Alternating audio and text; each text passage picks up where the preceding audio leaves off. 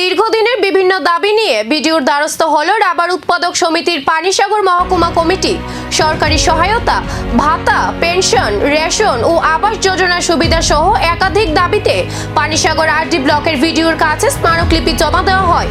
ডেপুটেশনে rubber বাগান সম্প্রসারণে সরকারি সহায়তা বৃদ্ধি, বিনামূল্যে সার ও ঔষধ, পুরনো বাগানের পুনর্নবীকরণ এবং সরকারিভাবে রাবার শিট ক্রয়ের দাবি জানানো হয়।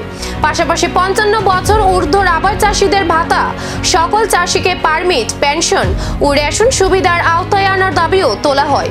এছাড়া ভূমিহীন ও গৃহহীন রাবার চাষিদের প্রধানমন্ত্রী আবাস যোজনার আওতায় পাকা বাড়ি এবং প্রকৃত কৃষকদের সরকারি তালিকায় অন্তর্ভুক্ত করার আবেদন জানানো হয়।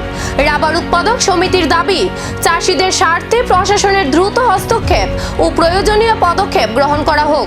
আমাদের বক্তব্য হচ্ছে যে রাজনীতির প্রতিহিংসামূলক যে সমস্ত গ্রাম পঞ্চায়েত রয়েছে, এই সমস্ত রাজনৈতিক প্রতিহিংসা থেকে তাদেরকে যাতে ঊর্ধ্বে উঠে তার জন্য আমরা মাননীয় বিডিও সাহেবের কাছে আমরা বলেছি, প্রয়োজনে আমরা পরবর্তী সময় তালিকা দেব কাদের নাম দরকার নেই, গড় পাওয়ার কোনো দরকার নেই, সরকারি কর্মচারী রয়েছেন, সেখানে গড়ের তালিকার নাম রয়েছে, এটা কী করে সম্ভব হয়? যার কারণেই আমাদের বক্তব্য হচ্ছে আমাদের এই যে ডিমান্ড, এই 9 দফা দাবি, এই দাবিগুলি যাতে মাননীয় ব্লক প্রশাসন উনি দাবিগুলি গ্রহণ করেন এবং উনি বলেছেন, উনি যেটা বলেছেন বলার চেষ্টা করেছেন যে উনার সামর্থ্যের মধ্যে যেগুলি আছে নিশ্চয়ই চেষ্টা করবেন। কিছু কিছু দাবি রয়েছে সরকারের বিষয়, সরকার সেখানে ঠিক করতে হবে।